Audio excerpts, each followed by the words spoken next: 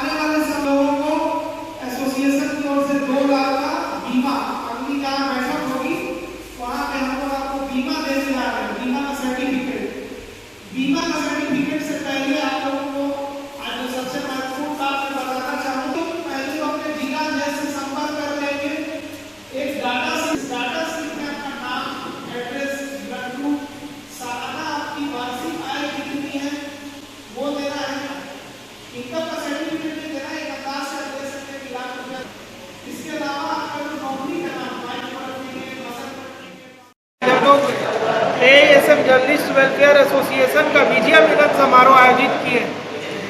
घाटशिला में जो हमारे जमशेदपुर ग्रामीण जिला अध्यक्ष कमलेश सिंह हैं, इनके द्वारा आज कोल्हान का एक विजया मिलन समारोह आयोजित किया गया। विजया मिलन समारोह में हम लोगों ने जो है पत्रकारों को जो बायोमेट्रिक ID कार्ड एसोसिएशन का बना है ये वितरण किया और हम लोगों ने जो है विजया मिलन के पत्रकारों को शुभकामनाएं दी। बीमा के बारे में बताया कि अब हमारा अगला स्टेप है पत्रकारों को बीमा जो दिवाली मिलन में हम लोग देंगे। जब नेक्स्ट दिवाली मिलन समारोह होगा तो इसमें हम लोग 2-2 लाख का सबको सर्टिफिकेट पत्रकार साथियों को देंगे, जिसकी शुरुआत कोल्हान से होगी। इसका अगला जो कार्यक्रम होगा एसोसिएशन का जो दिवाली मिलन होगा उसमें हम लोग ये 2 लाख का बीमा सर्टिफिकेट सभी पत्रकारों को देंगे। इसके बारे में विस्तार से जो है आज हमने पत्रकारों को बताया, जो हमारे मेंबर्स हैं किस तरह से ये मेंबरशिप फॉर्म भरें, कैसे ये बीमा का लाभ लें और कौन कौन से जो लाभ है बीमा कंपनी की ओर से आप लोगों को दिए जाएंगे। इसके अलावा आज जो महत्वपूर्ण निर्णय लिए हैं कि हम लोग फंड जनरेट करने के लिए वेलफेयर कमेटी बनाएंगे। ये वेलफेयर कमेटी सिर्फ पत्रकार के हितों की रक्षा के लिए ही काम करेगी, जिसमें शहर के जाने माने उद्योगपति और समाज सेवी शामिल होंगे और पत्रकारों के वेलफेयर के लिए फंड एसोसिएशन को बाकायदा चेक के माध्यम से देंगे, जिसका उपयोग हम लोग बीमा, आई कार्ड इत्यादि देने में करेंगे। अब तक हम लोग अपने फंड का इस्तेमाल कर रहे थे बगैर किसी सहायता के। अब हम लोग नया जो बीमा का जो लाभ देने जा रहे हैं उसके लिए फंड जनरेट करने के लिए ही आज से वेलफेयर कमेटी का हम लोग शुभारंभ करेंगे। बीमा है जिसमें एक्सीडेंटल डेथ होने पर 2 लाख और एक्सीडेंटल क्लेम अगर किसी तरह से हॉस्पिटलाइजेशन होता है तो 40,000 तक का लाभ पीड़ित को मिलेगा। आपके संबोधन में एक बात कही, सरकार से हम लोग पहले भी मांग की कि पत्रकारों को जिस तरह से हर जिले में प्रेस क्लब का फंड दिया गया और बहुत से जिलों में प्रेस क्लब बना भी है, कई जिलों में अभी निर्माण अधूरा है जो बनाया जा रहा है, इसी प्रकार से पत्रकारों के लिए एक पत्रकार कॉलोनी का भी निर्माण है, जिसमें हर जिले के जो सूचीबद्ध पत्रकार हैं, जिसकी सूची जिला जनसंपर्क कार्यालय के पास उपलब्ध है, वैसे कई पत्रकार हैं जिनके पास आज भी अपना आवास नहीं है, वो किराए पे रहते हैं। वैसे पत्रकारों को सरकार को आवास मुहैया कराना चाहिए और इसकी मांग हम लोग पहले भी किए थे और अभी फिर से हम लोग मुख्यमंत्री से करने जा रहे हैं। इससे बीमा की मांग की थी जिस पर अभी तक कोई जवाब नहीं मिला है। एक्रीडेशन की मांग पिछली सरकार में भी थी, नई सरकार में भी हम लोगों ने की है। अब एक्रीडेशन के बारे में जहाँ तक जानकारी मिली है कि कोरोना काल को लेकर के बैठक नहीं हुई है। अब जो एक्रीडेशन कमेटी की बैठक होगी उसमें नए एक्रीडेशन कार्ड फिर से जारी होंगे और सरकार से हम पत्रकारों के लिए स्वास्थ्य बीमा को लेकर के भी जो है लगातार पत्राचार कर रहे हैं। हम लोग दुर्घटना बीमा दे रहे हैं लेकिन स्वास्थ्य बीमा हर पत्रकार को मिले उसके लिए भी प्रयासरत है और एसोसिएशन जितना हो सके पत्रकार सुरक्षा कानून से लेके आवास से लेके सभी विषयों पर हम लोग जो है लगातार पत्राचार कर रहे हैं। इसमें उम्मीद कर रहे हैं कि हम लोग नए साल तक सरकार से फिर कुछ हम लोग लाभ ले पाएंगे। सुरक्षा करना है कि भाई पत्रकारों की सुरक्षा कैसे हो। आज जो राज्य में जगह जगह पत्रकारों पर जो रहे झूठे मुकदमे दर्ज हो रहे हैं, जब पत्रकार एक हो जाएंगे, सभी संगठन मिलकर सरकार से मांग करेंगे तो पत्रकार सुरक्षा कानून भी लागू होने में देर नहीं है। हालांकि ये केंद्र सरकार को करना चाहिए कि राज्य सरकार भी करे तो पहल की जा सकती है। जब तक ये कानून लागू नहीं होगा तो मांग करते रहेंगे। ये डेटा मिलन समारोह का आयोजन घाटशिला जिला कमेटी की ओर से किया गया था, जो यहाँ पे रांची, रामगढ़, सरायकेला और जमशेदपुर घाटशिला के पत्रकार जुटे हुए थे और ये विजय मिलन समारोह खास करके इसलिए कराया गया कि हाल के दिनों में अभी दुर्गा पूजा बीता है। तो मैं चाहूँगा माँ दुर्गा से कि पत्रकार के जो भी अगर दुख सुख हो उसमें माँ दुर्गा सहायता करें। यही मैं कामना करता हूँ, मैं प्रार्थना करता हूँ माँ दुर्गा। बड़ागुड़ा थाना क्षेत्र में बीते 25 अक्टूबर को खेत से काम कर वापस आ रहे दंपति की हत्या के मामले में पुलिस को एक बहुत बड़ी कामयाबी मिली है। जमशेदपुर के वरीय पुलिस अधीक्षक के निर्देश पर गठित टीम ने हत्या के आरोपी बड़ागुड़ा निवासी कर्मा सिंह को गिरफ्तार कर लिया है। इसके निशानदेही पर हत्या में प्रयुक्त हथियार को बरामद कर लिया गया एवं एक प्रेस कॉन्फ्रेंस के तहत घाटशिला पुलिस उपाधीक्षक राजकुमार मेहता ने जानकारी देते हुए बताया कि 72 घंटे के अंदर पुलिस को एक बड़ी कामयाबी मिली और हत्या के अभियुक्त को गिरफ्तार कर लिया गया है। घाटशिला से सिद्धार्थ आनंद।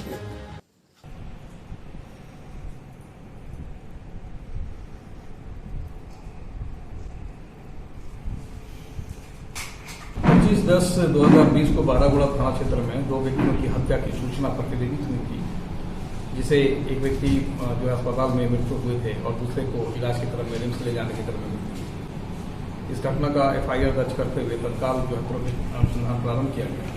पूरे घटनाक्रम में एक व्यक्ति की गिरफ्तारी की, उसके पूछताछ के आधार पर हम लोगों को एक कुल्हाड़ी और एक कुदाल बरामद की गई है, जिससे घटना कार्य किया गया था। एक गिरफ्तार व्यक्ति का नाम कर्मा सिंह है।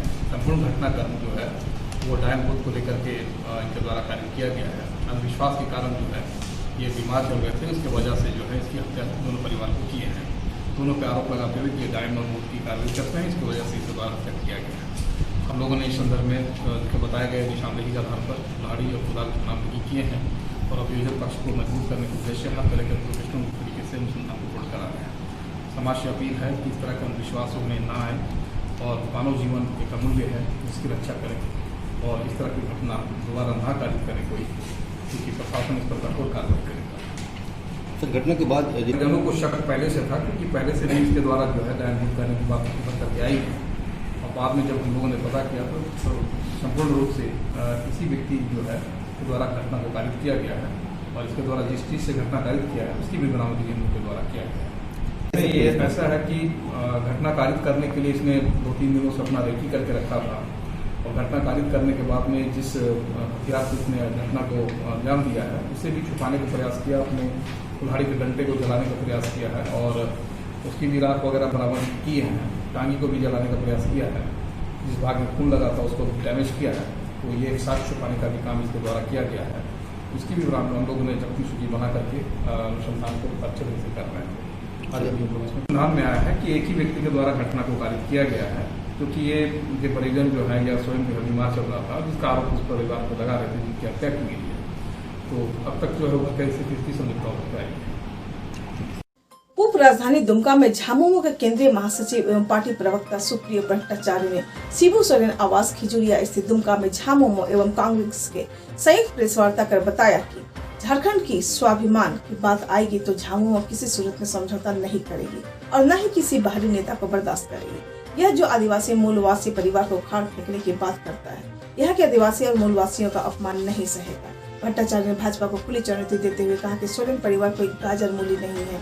भाजपा के पास सारी जांच एजेंसियां हैं, तो सोरेन परिवार की संपत्तियों की जांच करने से किसने रोका है। उन्होंने भाजपा सांसद निशिकांत दुबे के उस बयान की प्रतिक्रिया दे रहे थे जिसमें सांसद दुबे ने दुमका में बुधवार को कहा था कि सोरेन परिवार की बेनामी संपत्ति की जांच शुरू हो गई है और सीबीआई में केस दर्ज हो चुका है। सोरेन परिवार के खिलाफ कौन सा केस दर्ज हुआ है यह निशिकांत दुबे को स्पष्ट करना चाहिए, क्योंकि जिसके खिलाफ कोई केस दर्ज होता है उसके पास कोई नोटिस आता है, लेकिन उन्हें ऐसी कोई भी जानकारी नहीं है। यह भी कहा कि पूर्ववर्ती रघुवर सरकार ने सोरेन परिवार की संपत्तियों को लेकर कई बातें कही। अगर सोरेन परिवार के पास इतनी संपत्तियां थी तो रघुवर सरकार ने जांच क्यों नहीं करवाई। महासचिव ने कहा कि निशिकांत दुबे खुद दुबई में क्या कर रहे थे। श्री दुबे में हमें दुबई वाले फोटो सार्वजनिक करने के लिए मजबूर नहीं करें। दुमका से मोहम्मद मारूफ हसन के मोर्चा था, हम 2 फरवरी भी नहीं छोड़ सकते। हम कतई दुमका को दूसरे के हवाले नहीं कर सकते, क्योंकि तब दुमका की जो परिकल्पना है, जो राजधानी है, जो इसकी प्रतिष्ठा है, इसकी सम्मान है, उनको भाजपा के हाथों में सौंपकर हम बचा नहीं सकते। इसलिए हम लोग ये आश्वस्त है। एक और नेता घूम रहे हैं आजकल, कुछ तिथि उथि बता रहे हैं, फर्जी सर्टिफिकेट सामने आ जाने के बाद उनके ऊपर में पुलिस का इन्वेस्टिगेशन भी चल रहा है। थाने में कांड दर्ज है 420 का, 120B का। वो आजकल कुछ बात कर रहे हैं। तो मैं अपने उस मित्र को कह देना चाहता हूं, हम लोग को दुबई मत भेजिएगा और ना ही दुबई का कुछ फोटो दिखाने को मजबूर कीजिएगा। बिहार थाने में दर्ज प्राथमिकी है, उसको सार्वजनिक करने का नौबत न आना पड़े, नहीं तो इतनी शर्मिंदगी होगी कि लोक लाज के तहत आप, क्योंकि भले वो आपके पास ना रहा हो, लेकिन हम लोग सम्मान करते हैं लोक लाज का, इसलिए हम लोग नहीं चाहते कि कोई उस तरह की बात हम लोग करें। लेकिन यदि कंपेल करेंगे, कोई यदि बिलो द बेल्ट बात करेगा तो हमें वो भाषा बोलनी आती है। इस चुनाव प्रचार के दौरान भारतीय जनता पार्टी के जो भी नेतागण आ रहे, अब मालूम नहीं है कर्नाटका, मध्य प्रदेश, गोवा से इतने उत्साहित है कि राजस्थान में मुंह खाने के बाद अब वो लोग यहां पर भी सरकार बदलने की बात कर रहे हैं उपचुनाव के बाद। ये क्या गणित है हमको नहीं, कहां से ये गणित लाते ये भी नहीं। इस चुनाव में 2019 में जब विधानसभा का चुनाव हुआ, झारखंड मुक्ति मोर्चा मुक्त, कांग्रेस मुक्त झारखंड की जो परिकल्पना कर रहे थे, 24 जिलों में ऐसे 9 जिले हैं जिसमें एक पूरा प्रमंडल है जहां भाजपा खाता तक नहीं खोल पाई। कोल्हान प्रमंडल, पूर्वी सिंहभूम, पश्चिमी सिंहभूम, सरायकेला, खरसावां, जहां से मुख्यमंत्री भी आते थे और उनके तत्कालीन प्रदेश अध्यक्ष भी आते थे, वहां खाता तक नहीं खुला नंबर है। उप राजधानी दुमका में शिबू सोरेन खिजुरिया स्थित आवास दुमका में झारखंड के मुख्यमंत्री हेमंत सोरेन ने प्रेस वार्ता कर कहा कि भाजपा लोकतंत्र की लड़ाई में नहीं जीत सकती तो भाजपा धन बल की लड़ाई लड़ती है। इनके भी दिन जल्दी लगने वाले हैं, इंतजार कीजिए। मुख्यमंत्री ने भाजपा नेताओं द्वारा लगातार उनके विरुद्ध किए जा रहे बयानों पर कहा कि आदरणीय रघुवर दास जी जो बोलते हैं उसके पीछे उनके कई भाव रहते हैं। उनके द्वारा दिए जा रहे बयान उनके आचरण को दर्शाते हैं। इस तरह के बयान आपको कहीं देखने को मिलेंगे तो भाजपा के समूह के पास मिलेंगे। कई बार कुछ बातें जबान से फिसल जाती है। रघुवर दास पर निशाना साधते हुए ने कहा कि पिछली बार भी उन्होंने इस तरह के बयान दिए थे, लेकिन मैंने अनसुना कर दिया था। रघुवर दास ने मान लिया कि उनकी भाषा आचरण बदलने वाले नहीं है। समाज में कई तरह के लोग होते हैं, चोर, पुलिस, पॉकेटमार, शरीफ, बुद्धिजीवी, लेखक एवं प्रबुद्ध नागरिक होते हैं। रघुवर दास अपने आप को किस जगह रखते हैं उन पर निर्भर करता है। दुमका से मोहम्मद मारूफ हसन की रिपोर्ट। जनगणना में अलग से इन्हें स्थान मिले, इसको लेकर अपनी बात रखी। हमने इस विषय पर राज्यपाल महोदया से भी फोन पे वार्ता किया और बहुत जल्द आजकल में महामहिम राज्यपाल महोदया के पास विशेष सत्र आहूत करने का प्रस्ताव हम भेज रहे हैं और हमने ये निर्णय लिया है कि स्थापना दिवस के पहले विशेष सत्र आहूत कर इस विषय का प्रस्ताव बनाकर भारत सरकार को भेजा जाएगा। आदरणीय पूर्व मुख्यमंत्री रघुवर दास जी जो बोलते हैं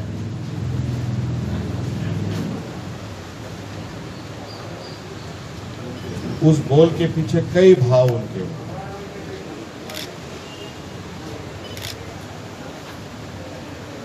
और इस तरीके की बातें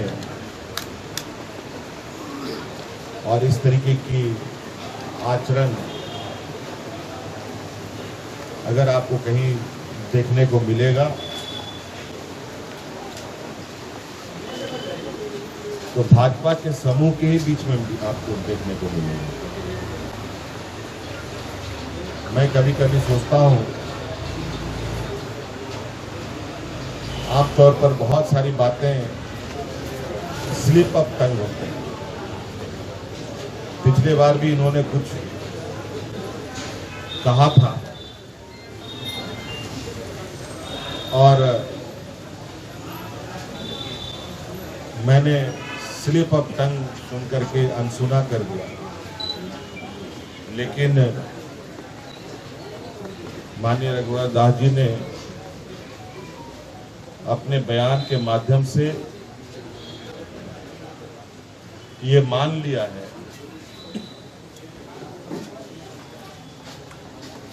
कि उनका बोल चाल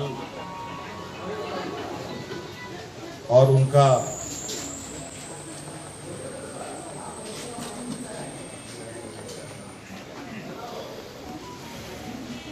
जो आचरण है वो वैसा ही है।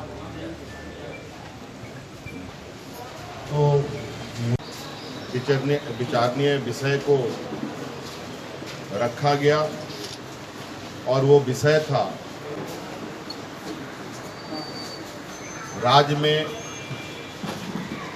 सरना कोड को लेकर।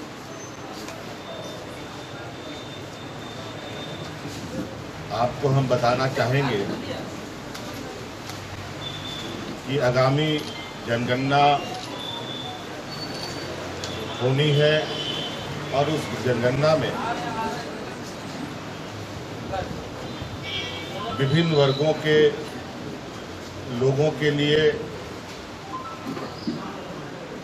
कॉलम बनाए गए हैं, मगर इस देश के आदिवासियों के लिए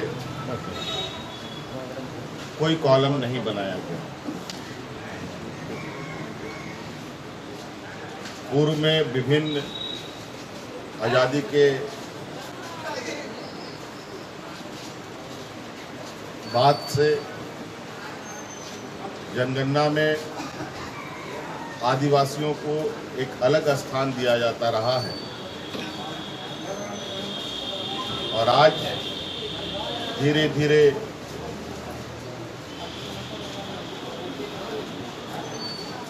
इसे समाप्त कर दिया गया। आज यहाँ के आदिवासी काफ़ी चिंतित हैं। कल जनगणना में वो अपने आप को किस स्थान पर दर्शाएंगे, ये चिंता लोगों ने व्यक्त किया है। बहुत कुछ कहना नहीं है। समाज में हर तरीके के लोग होते हैं। चोर भी होता है, पुलिस भी होता है, पॉकेटमार भी होता है,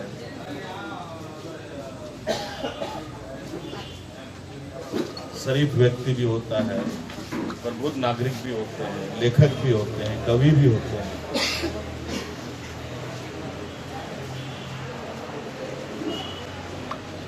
सभी तरीके के लोग होते हैं। अब उसमें रघुवर जी अपने आप को किस जगह रखते हैं और आप लोग उनको किस जगह स्थान देते हैं, ये आप लोग पर निर्भर है। लेकिन मैं ये मानता हूं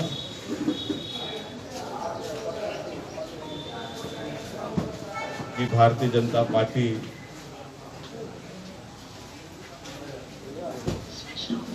अपने खेमे में ऐसे ऐसे गण्यमान्य व्यक्तियों की इनके पास अपार संख्याएं हैं।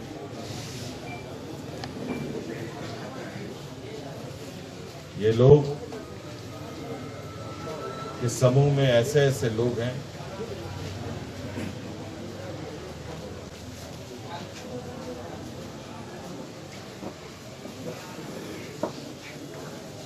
एक छुरा भोंकता है तो दूसरा दवा करता है, तीसरा सहानुभूति देता है, चौथा अगले को बेवकूफ बना जाता है। घाटशिला भाजपा घाटशिला मंडल कमेटी के नव मनोनीत पदाधिकारियों का परिचयात्मक बैठक शुक्रवार को मोह भंडार स्थित पार्टी कार्यालय में हुई। बैठक की अध्यक्षता मंडल अध्यक्ष राहुल पांडे ने की। जिला अध्यक्ष सौरभ चक्रवर्ती ने नव मनोनीत पार्टी पदाधिकारियों को संगठित हित में काम करने के लिए प्रेरित किया। उन्होंने संगठन को पंचायत से लेकर बूथ स्तर तक मजबूती प्रदान करने के लिए जरूरी टिप्स दिए। पंचायत स्तर पर प्रभारी संयोजक एवं सह संयोजक बनाने तथा बूथ स्तरीय कमेटी का पुनर्गठन करने का निर्देश दिया। कहा कि प्रत्येक बूथ पर अध्यक्ष एवं महामंत्री के साथ 10 सदस्यीय कमेटी गठित करें। बूथ कमेटी की जिम्मेवारी सक्रिय सदस्यों को दी जाए ताकि ग्राउंड लेवल पर संगठन में और मजबूत हो सके। बैठक की शुरुआत पंडित दीनदयाल उपाध्याय, श्यामा प्रसाद मुखर्जी एवं अटल बिहारी वाजपेयी की तस्वीर पर श्रद्धा सुमन अर्पित कर हुई। इस मौके पर जिला उपाध्यक्ष संजय अग्रवाल, सोशल मीडिया प्रभारी सुरेश महाली, मंडल अध्यक्ष राहुल पांडे, उपाध्यक्ष माना कुंडू, सपल मुंडा, कैलाश किशोर, दीपक सिंह, शुभ्रा हेम्ब्रम, प्रदीप बिश्नोई समेत अन्य उपस्थित। घाटशिला से सिद्धार्थ आनंद के लिए। जमशेदपुर के परसुडी थाना अंतर्गत कीताडी मस्जिद के पास शांतिपूर्वक मोहम्मद साहब के जन्मदिन मनाई गई। इस खुशी के मौके पर खीर, चॉकलेट, केक, बिस्किट बच्चों के बीच बांटा गया एवं लंगर बनवाकर घर घर पहुंचाया गया। पूरी जानकारी मस्जिद के इमाम साहब कारी इसाक अंजुम जी ने दी और हिंदुस्तान में अमन, चैन एवं कोरोना वायरस जैसे महामारी को जड़ से खत्म होने की दुआएं मांगी गई। मौके पर मुख्य रूप से कमेटी के सदर कौसर खान, सोएब राजा, मोहम्मद खालिद, अकबर खान, फरीद खान, बस्ती के ग्रामीण एवं बच्चे मौजूद थे। जमशेदपुर GTN से अफरोज मलिक एवं शाहजादा खान की रिपोर्ट। आज ये कीताडी मस्जिद में किस चीज़ की खुशी मनाई जा रही है? आज कीताडी मस्जिद में नहीं, पूरी दुनिया में मोहम्मद सल्लल्लाहु ताला अलैहि वसल्लम की पैदाइश की खुशी है, उसका धूम है और हर बच्चा, हर मुसलमान, हर ख़वातीन आज खुशी से मचल रही हैं। इसलिए कि अल्लाह के रसूल सल्लल्लाहु ताला अलैहि वसल्लम ने अमन का पैगाम लेकर के इस दुनिया में आया, रहमतुल आलमीन बन कर के आया और वह सिर्फ किसी एक मज़हब के लिए रहमतुल आलमीन नहीं है, पूरे खल्ला के कायनात के लिए रहमतुल आलमीन है। आज हम तमाम लोगों को अल्लाह के रसूल की बेइज्जत की खुशी मनानी चाहिए, हर घर में मनानी चाहिए और जितना ज़्यादा हो सके अमन का पैगाम देना चाहिए। लिहाजा आमद रसूल के मौके पर हम तमाम लोग दुआ करते हैं कि हिंदुस्तान की अमन व सलामती हो। हिंदुस्तान में कोरोना जैसे वायरस जो बीमारी फैल गई है, रसूल पाक सल्लल्लाहु अलैहि वसल्लम की आमद की इस खुशी के मौके पर हम लोग ये दुआ करते हैं कि अल्लाह ताला इस बीमारी को ख़त्म करे और हिंदुस्तान को उरूज हो, हिंदुस्तान की भलाई हो, हिंदुस्तान की तरक्की हो और पूरे हिंदुस्तान में अमन व सुकून हो। हर मज़हब, हर बिरादरी के लोगों में उखुवत व भाईचारगी कायम हो, ताकि हिंदुस्तान फूलता फूलता रहे। आपका नाम क्या हुआ? मेरा नाम इसहाक अंजुम। आज दिनांक 30 अक्टूबर 2020 को जुलूस से मोहम्मदी के दिन जुमा के नमाज के बाद अशरफी मस्जिद ऊपी कपाली के पास फ्रांस के राष्ट्रपति इमैनुअल मैक्रों के खिलाफ महमूद रजा और अहमद रजा के सदारत में प्रदर्शन किया गया। फ्रांस के तमाम प्रोडक्ट्स का हिंदुस्तान से आवागमन बंद करने की भारत सरकार से मांग भी की। उन्होंने मांग किया कि भारत सरकार फ्रांस के राष्ट्रपति इमैनुअल मैक्रों बदकस्त गुस्ताख रसूल के खिलाफ एक बिल पारित करें। उनके बाद अशरफी मस्जिद से काफिला को रवाना करके ओपी चौक तक आकर इमैनुअल मैक्रों का पुतला दहन किया गया, जिसमें सदाब अंसारी, आरिफ मोहम्मद, नाजिद अरसलान, जैनुल सुफियान और कई लोग मौजूद थे। पूरी जानकारी सदाब अंसारी ने दी। जमशेदपुर GTN से अफरोज मलिक और साहजादा खान की रिपोर्ट। हमारा इस्लाम जिंदाबाद, हमारा इस्लाम जिंदाबाद, हमारा इस्लाम जिंदाबाद, हमारा इस्लाम जिंदाबाद। मैक्रोन जिंदाबाद, इस्लामी फोबिया नहीं चलेगा। सरकार को साथ बता दें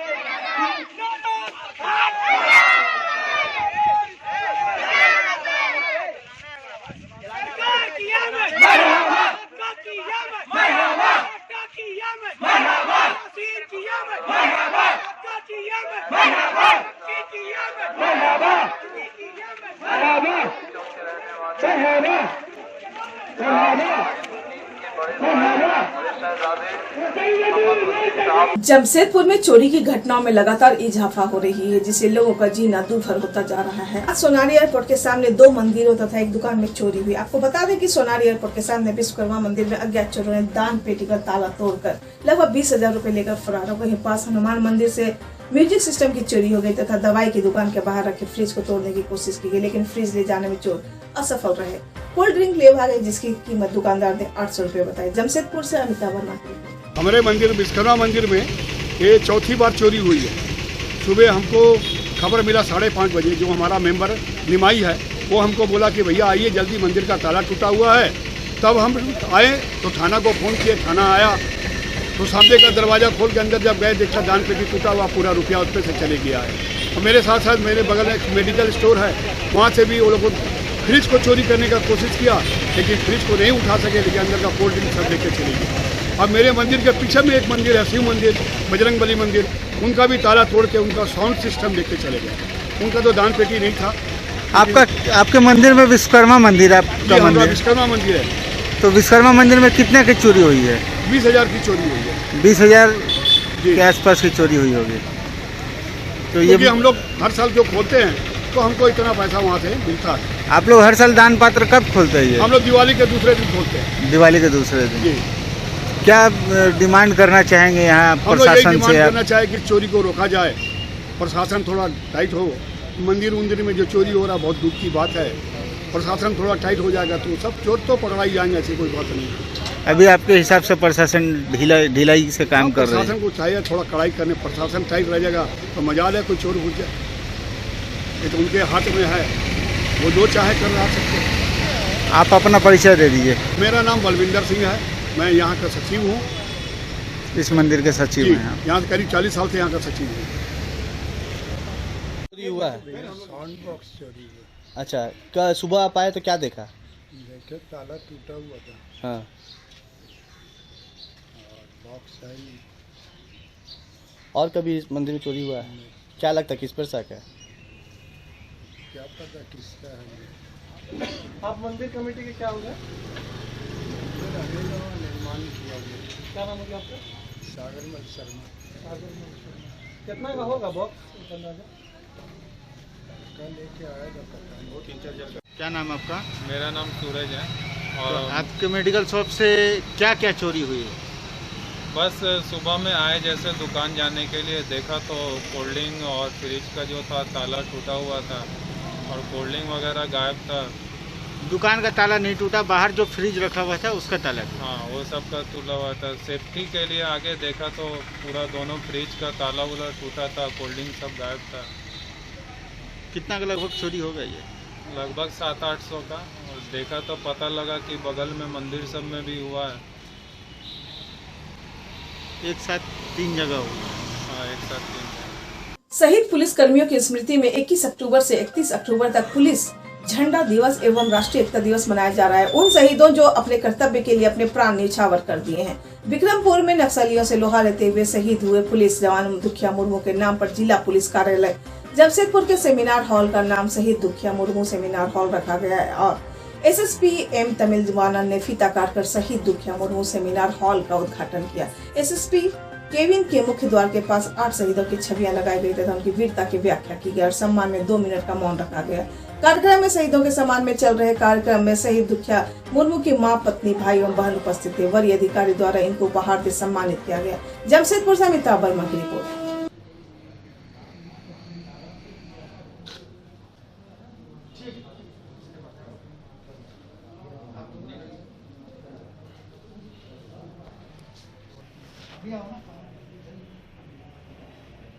इधर घूम जाइए, इधर देखिए। आदमी तो वो आइए,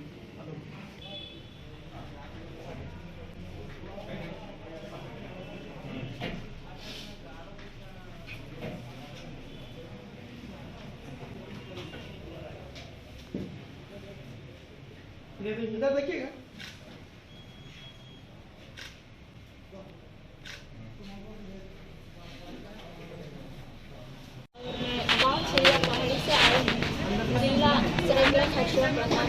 क्या पड़ता है? अच्छा।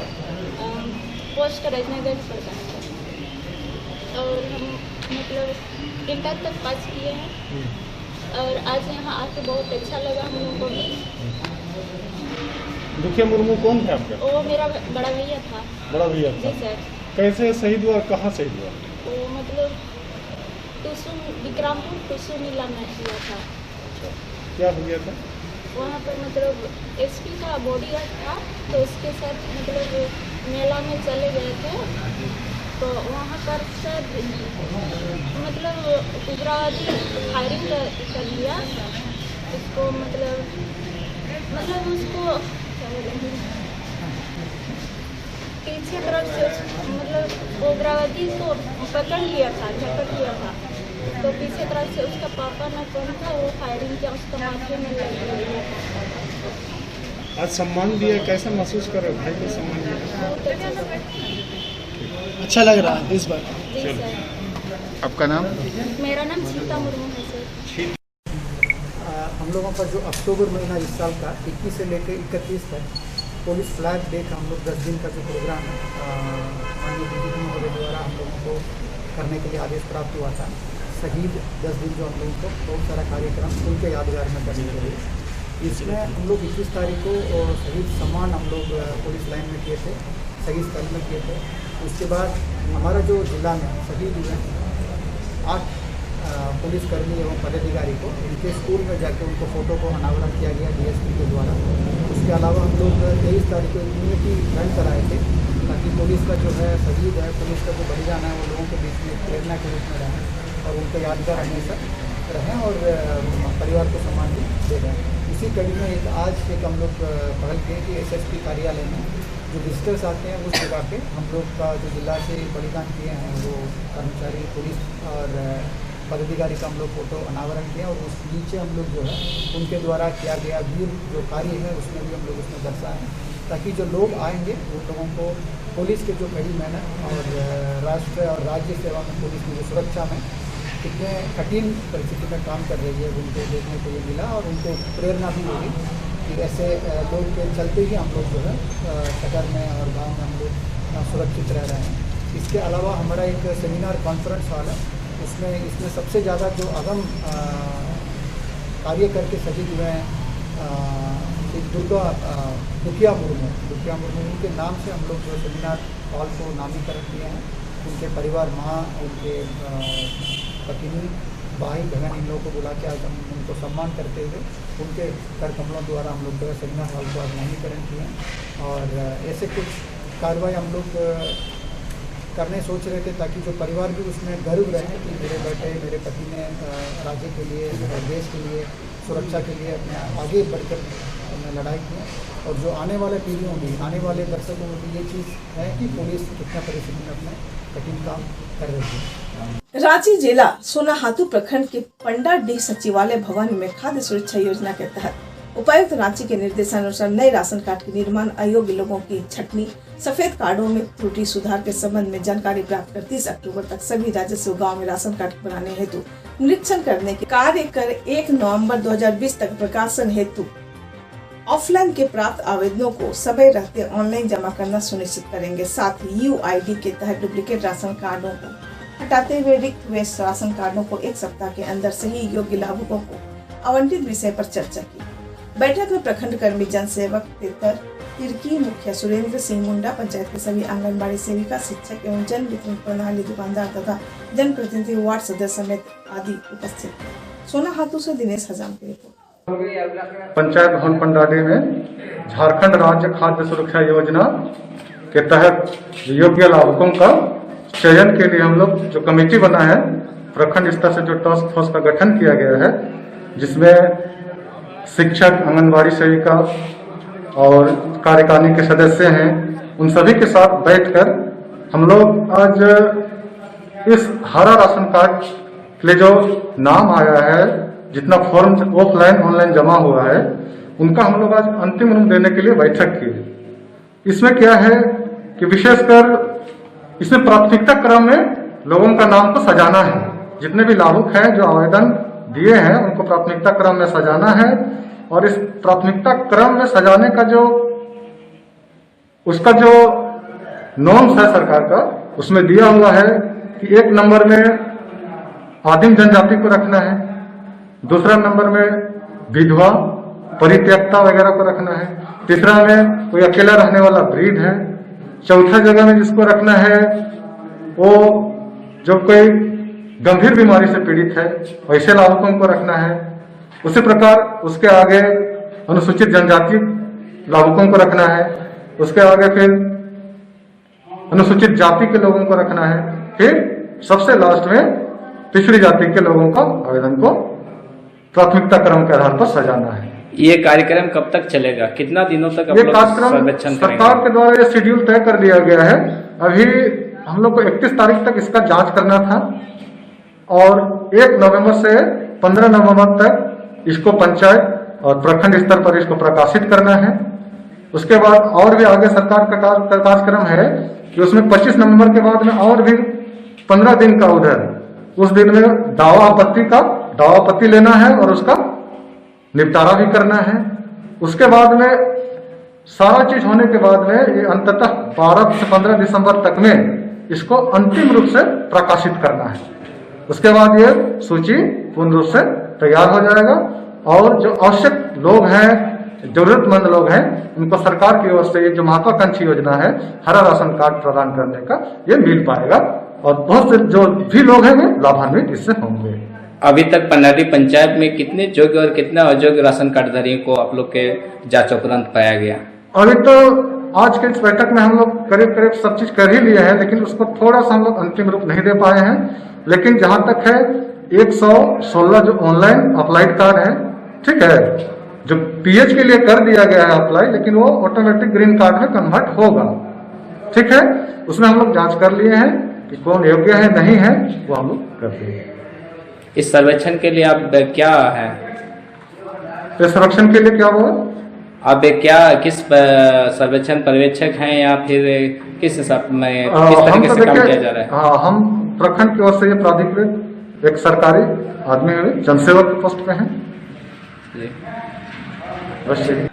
आज का कार्यक्रम हम लोग को जो ग्रीन कार्ड हम लोग सीमित जांच में बैठक किए, उसी में जांच पड़ताल हम लोग का जो जितना भी आवेदन मिला था, आवेदन के आधार पर शिक्षक, भेलडालू, जनसेवक, आंगनबाड़ी सेविका, मुखिया, कार्यकारिणी सदस्य, वार्ड मेंबर सब उपस्थित होकर के छानबीन करके हम लोग यही ग्रीन कार्ड के विषय में जो भी व्यक्ति वंचित थे कार्ड से, उन लोग को कार्ड मिल जाए, सरकार का लाभ मिले, यही आवाज़ हम लोग तो बार बार कोशिश करते हैं। कुछ हम लोग का पंचायत में ऐसा त्रुटि आया है कि व्हाइट कार्ड ऐसा भूमिहीन व्यक्ति को मिला है और उन लोग को काटा नहीं जा रहा है।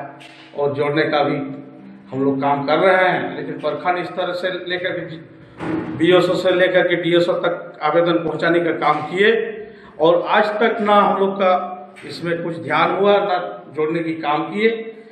इसीलिए मैं तो यही कहूँगा कि किसी तरह गरीब परिवार को सफ़ेद कार्ड से हटा दिया जाए और उन लोग को ग्रीन कार्ड में जोड़ा जाए।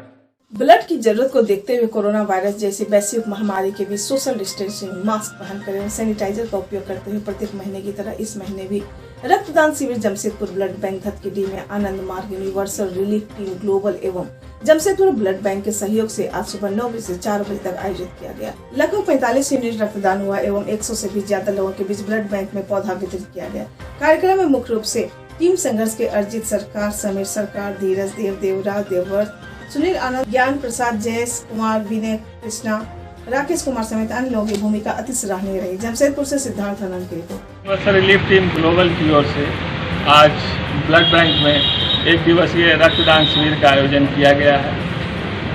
आज काफ़ी संख्या में लोग इस वैश्विक महामारी कोरोना के समय में भी लोग काफ़ी संख्या में इस रक्तदान शिविर में युवा, खासकर युवा भाग ले रहे हैं। हमारे रक्तदान शिविर का एक विशेषता है कि जो भी रक्तदाता इस शिविर में रक्तदान करते हैं उन लोगों को हम लोग पौधा देकर सम्मानित करते हैं। एक ही छत के नीचे 2 पुण्य का काम किया जाता है, एक रक्तदान और दूसरा पर्यावरण के प्रति लोगों को जागरूक किया जाता है। हर तरह का पौधा दिया जाता है, छोटे गमले के पौधे से लेकर बड़े पौधे तक यहाँ रक्तदाताओं को दिया जाता है। हम लोगों का एक कॉन्सेप्ट है कि एक घास का एक तिनका भी जो है पृथ्वी की गर्मी को कम करने में मददगार साबित हो सकता है। इसलिए इस उद्देश्य से हम लोग छोटे पौधे से लेकर बड़े पौधे तक लोगों को देते हैं, प्रोत्साहित करने के लिए सम्मानित करते हैं। तो आज रक्तदान शिविर में काफ़ी संख्या में लोग आ रहे हैं। 100 से ज़्यादा रक्तदान होने की संभावना है। प्रत्येक महीने के अंतिम सप्ताह में हम लोग हर महीना जमशेदपुर ब्लड बैंक में रक्तदान शिविर का आयोजन करते हैं। कोरोना काल में भी कंटिन्यू किया गया है। आज 40वां रक्तदान शिविर है। आनंद मार्ग, सुनील आनंद।